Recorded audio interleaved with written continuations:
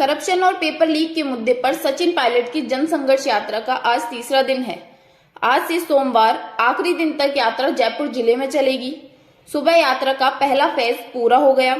दूदू के पास पालू में यात्रा विश्राम के लिए रुकी है। अब शाम 4 बजे से यात्रा का दूसरा फेज शुरू होगा और नासमोदा तक पैदल यात्रा होगी। इधर पायलट की यात्रा राजधानी की तरफ बढ़ने के साथ ही उनके तेवरों में लगातार तल्खी बढ़ती जा रही है। वह लगातार पेपर लीक और करप्शन के मुद्दे पर सीएम अशोक गहलोत को घेर रहे हैं। पेपर लीक मामले में पकड़े गए आरपीएससी मेंबर बाबूलाल कटारा के घर पर बुलडोजर नहीं चलाने पर पायलट तंज कस रहे हैं। बीजेपी राज के करप्शन के खिलाफ कार्रवाई नहीं करने को लेकर भी रोज सवाल उठा रहे हैं। उनके भाषणों में सरकार को लेकर तेवर लगातार तीखे हो रहे हैं। आप खुद सुनिए 11 तारीख को सचिन पायलट ने आयोजित प्रेस वार्ता में अपनी ही सरकार को किस तेवर में घेरा। ऐसा है, मैंने भी भाषण दिया था चैनल में, तो मैंने कहा मेरे पे तो आरोप लग रहे हैं, चलो कोई बात नहीं, इससे भी और निचले स्तर के आरोप लग सकते हैं मुझ पर, मेरे करीबियों पर, मेरे साथ जो काम करते हैं, जो मेरा कुछ हद तक समर्थन भी करते हैं, उन सबको टारगेट करा जाएगा शायद, क्योंकि मैं सड़कों पर अपनी बात को रख रहा हूँ, मुझे उसकी परवाह नहीं है, जनता भी जानती है। और कौन क्या है, किसकी क्या कार्यशैली रही है, किसका क्या इतिहास है, किसकी इंटेग्रिटी है, किसकी निष्ठा है, ये सभी जानते हैं। और कमिटमेंट क्या है, मैंने कांग्रेस पार्टी के लिए केरल से लेकर कन्याकुमारी तक ऐसे कोई प्रदेश नहीं जाके प्रचार नहीं किया। और जब यहाँ सबसे कठिन चुनौती होती है, चाहे वो बिहार है, यूपी है, बंगाल है, जहाँ कांग्रेस पार्टी का संगठन कमजोर है, वहां जाकर भी हमने दिन दिन रात रात वहां का खून पसीना बहाए, कांग्रेस पार्टी के लिए समर्पित भाव से काम किया है। परिणाम आए ना आए, लेकिन मैंने भी कभी छोड़ी नहीं। यही चाहता हूँ कि जिस पार्टी के हम लोग इतने सालों से काम कर रहे हैं, मेरे स्वर्गीय पिताजी, हम 40 साल से राजस्थान में बदकिस्मती से हम लोग कभी रिपीट नहीं कर पाते। और हम सभी चाहते हैं कि यहाँ पर हमारे को दोबारा जनता का आशीर्वाद प्राप्त हो। उसके लिए जो भी मुझे कहना या सुनाना था या करना था, मैंने अपने हिंदी में सबको बता रखा है। अब समय में देखते आगे क्या होता है।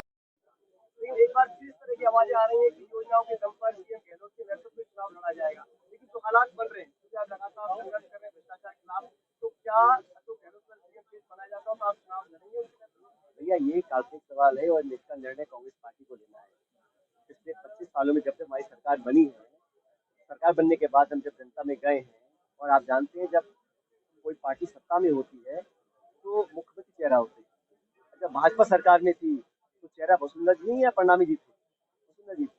और जब विपक्ष में होते हैं तो पार्टी का अध्यक्ष ही मुख्य तौर पर चुनाव को लीड करता है। तो पिछले 25 सालों में जब तक सरकार कांग्रेस की रही है, चुनाव हुए, हम बुरी तरह हारे हैं। ये आंकड़े इतिहास में घटे हुए हैं, ये तो मैं नई बात नहीं कर रहा हूँ।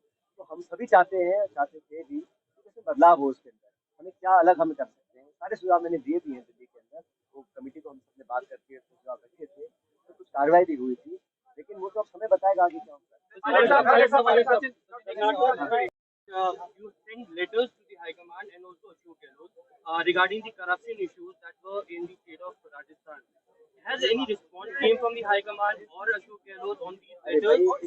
Why had these two letters in the last year and a half? If no response or acknowledgement had come to me or some actions have been taken, what was the need for me to 5 लोगों पे नहीं है, पूरी party पे लागू होता है। और कोई किसी भी संगठन से बड़ा नहीं है, चाहे कोई किसी पद पे हो ना हो, पार्टी सबकी बराबर है। मुझे लगता है कि इस बात का भी संज्ञान लोगों को लेना है। अब ऐसा है, नौजवानों के अगर पेपर लीक हो रहे हैं, कुछ ऐसे नौजवान है, बड़े दुख से मुझे कहना पड़ता है, कुछ लोगों ने अपनी जान तक ले ली है, जो परेशान है, दर दर भटक रहे हैं और नाउम्मीद होते जा रहे हैं।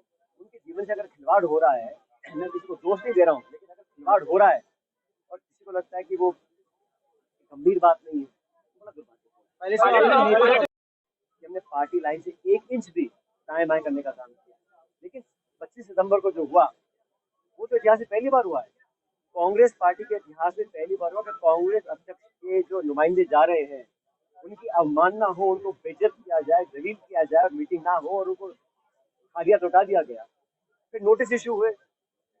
आप बड़ा फैसला ले सकते हो, कांग्रेस छोड़ सकते हैं, क्या आप इन नक्सलों के खिलाफ लगा सकते हैं? आपका सवाल क्या है? क्या आप इन नक्सलों के खिलाफ लगा सकते हैं? आप सबको आर्टिकल लगाने की जरूरत नहीं है, जो हो रहा आपके सामने हो रहा है। और मैं जो भी कहता करता हूँ, सब कुछ सामने रख के करता हूँ। मैं लुका छिपी का गेम नहीं खेलता हूँ। मैं जो बोला है आपके सामने बोला है, मेरा डबल मीनिंग का कोई मतलब नहीं है। मैंने अपनी बात को बार बार रखा, लिखित में रखा। मेरी मांग सैद्धांतिक है, व्यक्तिगत नहीं है।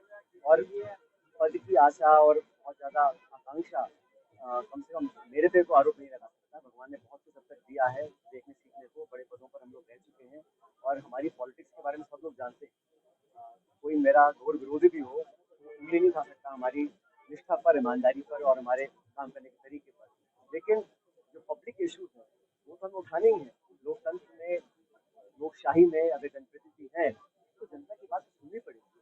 और मुझे लगता है कि आने वाले समय में नौजवानों के अंदर जो भावनाएं हैं, और ये किसी जाति या प्रांत या भाषा या समुदाय की बात नहीं है, ये नौजवान हमारे देश की सबसे बड़ी पूंजी है। अगर इनकी भावनाओं का सम्मान नहीं करेंगे, इनके संरक्षण के लिए संघर्ष नहीं करेंगे, इनको अपने हाल पे छोड़ देंगे, तो मायूसी और जो हाल आज है ग्रामीण क्षेत्र में और शहरों में, बहुत नौजवानों से मिला हूँ, मुझे लगता है कि हम लोग अपना दायित्व नहीं निभा रहे हैं। क्योंकि सत्ता, पार्टी, विपक्ष आना जाना चलता रहेगा, हर 5 साल में चुनाव आते हैं। मैं आपको यही कहना चाह रहा हूँ कि नौजवानों के लिए संघर्ष करने में ना मैंने पहले कभी कसर छोड़ी थी, ना आगे कभी कसर छोड़ूंगा। बाकी चुनाव, हार जीत, सत्ता विपक्ष, ये राजनीति आती जाती है।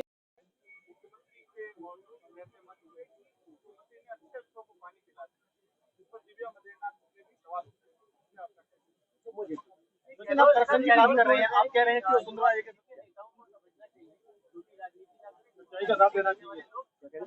क्या कह रहे हैं?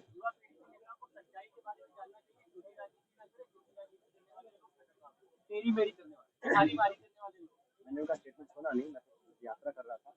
लेकिन इतना तो मैं भी जानता हूँ कि सच्चाई क्या है क्या नहीं जनता भी जानती है। सिर्फ अखबार में छापने से या खबर फैलाने से या मंच से भाषण देने से सच्चाई बदलती नहीं है। सच्चाई वही है और जनता, पब्लिक सब जानती है, मुझसे आपसे ज़्यादा जानती है। इसलिए मैंने हमेशा ही मर्यादा में रहकर विरोध किया है। आप सब जानते हैं कि अमर्यादित भाषा कौन बोलते हैं और कितनी बार बोलते हैं और बार बार बोलते हैं। बावजूद उसके मैंने हमेशा सम्मान से बात की है, चाहे प्रतिनिधि हो, चाहे प्रतिस्पर्धा वाले व्यक्ति हो, किसी भी दल के हो, चाहे विपक्ष हो चाहे पक्ष हो। हमेशा मैंने मान सम्मान के साथ अगर विरोध भी किया है तो बड़ी सब्र भाषा का इस्तेमाल किया है। और इसीलिए मैं कहना चाहता हूँ कि बजाय इसके कि जो मुद्दे उठा रहे हैं आप उन्हीं पे आरोप जड़ दो और उन्हीं पर टारगेट करो। बेहतर तो ये होगा कि हमने जो कहा है उसको करके दिखाएं, जो हम लोगों ने पहले कहा था विपक्ष में से।